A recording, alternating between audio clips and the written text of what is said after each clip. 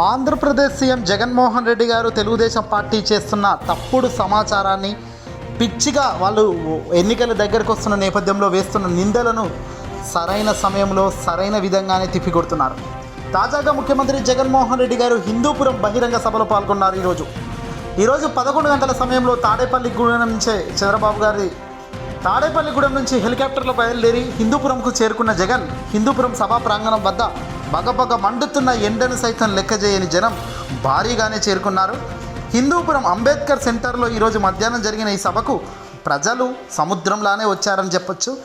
ఇక జగన్మోహన్ రెడ్డి గారు మాటల మధ్యలో చంద్రబాబు చేస్తున్న అబద్ధపు హామీలు కుట్రలను తిప్పికొట్టే ప్రయత్నం చేశారు.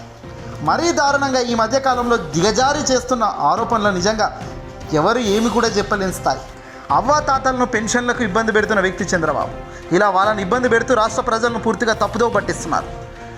ల్యాండ్ టైటిలింగ్ యాక్ట్ మీద తప్పుడు ప్రచారం చేస్తుంది తెలుగుదేశం పార్టీకి సంబంధించిన సోషల్ మీడియా కావచ్చు, ఎల్లో మీడియా కావచ్చు, అదే చంద్రబాబు నాయుడు కావచ్చు.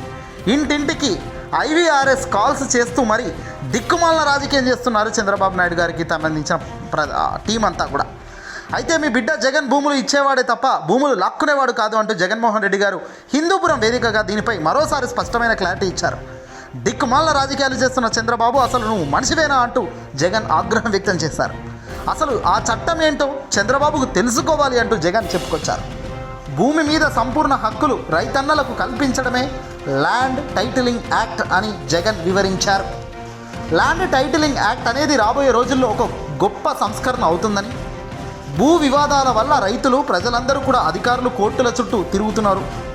కానీ అలా ఎవరు కూడా ఎవరి చుట్టూ తిరగాల్సిన పరిస్థితి రాకూడదనే ఈ చట్టాన్ని తీసుకొచ్చినట్టు జగన్ చెప్పుకొచ్చారు. ఇప్పుడు చేస్తున్న సర్వే పూర్తయిన తర్వాత ఈ భూములపై ఎలాంటి వివాదం లేదని ప్రభుత్వం గ్యారంటీ ఇస్తుంది. ఇలా ఇచ్చే ల్యాండ్ టైటిలింగ్ ఇన్సూరెన్స్ కూడా చేస్తున్నారు. రైతుల తరపున భూ యాజమాన్యుల తరపున ప్రభుత్వం గ్యారంటీగా మధ్యలో ఉంటుంది, వారి పక్షాన నిలబడుతుంది. ఇది చేయాలంటే మొదటిగా రాష్ట్ర వ్యాప్తంగా సర్వే పూర్తి చేయాలి. బ్రిటిష్ కాలం తర్వాత 100 ఏళ్ల తర్వాత మీ బిడ్డ రాష్ట్ర వ్యాప్తంగా ప్రతి ఎకరాన్ని సర్వే చేయిస్తున్నాడు. వాస్తవానికి బ్రిటిష్ కాలంలో చేసిన భూముల సర్వేల తర్వాత ఈరోజు జగన్మోహన్ రెడ్డి గారు చేస్తున్నది నిజానికి 100 ఏళ్ల తర్వాత అని చెప్పవచ్చు. దీనికి అగ్రి కావాల్సిందే. ఏ ప్రభుత్వం ఏ రాజకీయ నాయకుడు కూడా భూ హక్కు విధానానికి శ్రీకారం చుట్టిన దాఖలాలకు పోలేదు, ఇలా సర్వే నిర్వహించలేదు. కానీ జగన్ మాత్రం రాష్ట్ర వ్యాప్తంగా ఇప్పుడు సర్వేని తీస్తూ అసలు సిసలైన యుద్ధం చేస్తున్నాడు. సరిహద్దు రాళ్ళు పెడుతున్నాం, రికార్డులన్నీ అప్డేట్ చేస్తున్నాం, సబ్ డివిజన్లు ఏర్పాటు చేస్తున్నాం, రైతన్నలకే పదిలంగా హక్కు పత్రాలు పంపిణీ చేస్తున్నాం. రాష్ట్ర వ్యాప్తంగా 17,000 రెవెన్యూ గ్రామాలు ఉన్నాయి.